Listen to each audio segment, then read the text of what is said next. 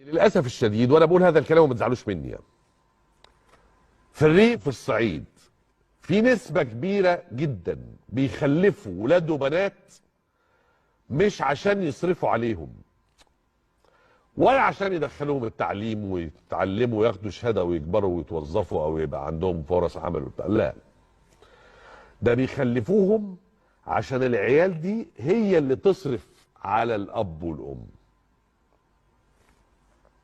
في اسر كتير كتير قوي بيخلف الولد، واول ما الولد ده يبقى عنده 5 6 سنين 7 سنين بالكتير يقوم رميه على ورشة سمكرة، ورشة حدادة، ورشة دوكو، ورشة إصلاح سيارات، ورشة مش عارف إيه، يشتغل في الفواعلي، يشتغل في البنى، يشتغل في المعمار، يشتغل، المهم إنه يشتغل، اللي هو إعلاميا كده إحنا بنسميه إيه الواد إيه؟ بلية. عارفين الواد بلية اللي هو صبي المعلم، صبي الأسطى. فيروح فالوسطى اخر الشهر يقوم مديله 500 جنيه، يديله 1000 جنيه، مواد صغير 700 جنيه 7 سنين ولا 8 سنين، يديله 500 جنيه، يديله 1000 جنيه. ياخد الواد الصغير ال 1000 جنيه دول يعمل بيهم ايه؟ يروح يرميهم في حجر ابوه. ده الولاد. طب جالي بنت هغلب؟ لا. هدخلها المدرسه؟ لا.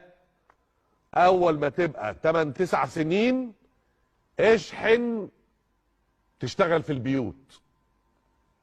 وفي ازمه في القاهره واسكندريه والمحافظات الكبرى في فكره الخادمات والعاملات في المنزل وبتاع ومش عارف ايه، فاشحن. فالبنت تقعد يطلع عينيها، لا تستمتع بطفولتها ولا تستمتع بالبراءه بتاعتها، ولا يطلع عينيها، ويا سلام بقى لو ست البيت بتكهربها ولا بتلسوعها ولا بتعمل بلاوي السوداء اللي بنسمع عنها دي، وتقعد تشتغلها 24 ساعه ومش عارف ايه، تديها 1000 ولا 2000 جنيه اخر الشهر، تجري اخر الشهر 1000 2000 جنيه تحطهم فين؟ في حجر ابوها. ايوه.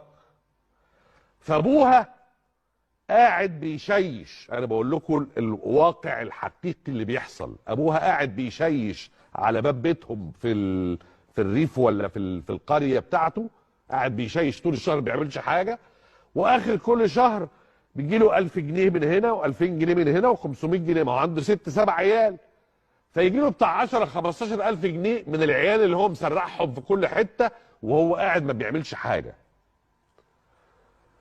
فلما ام العيال تقول له ده انا حامل، يقول لها تمام كويس، اهو رزق كتير جاي لنا. انتوا متخيلين اللي بيحصل؟ هو ده اللي بيحصل في الواقع. لازم نفهمه وما نحطش دماغنا في التراب زي الرمل زي النعام عشان نعرف نتعامل معاه. لازم الناس دي تمنع من ممارسه اللي هم بيعملوه.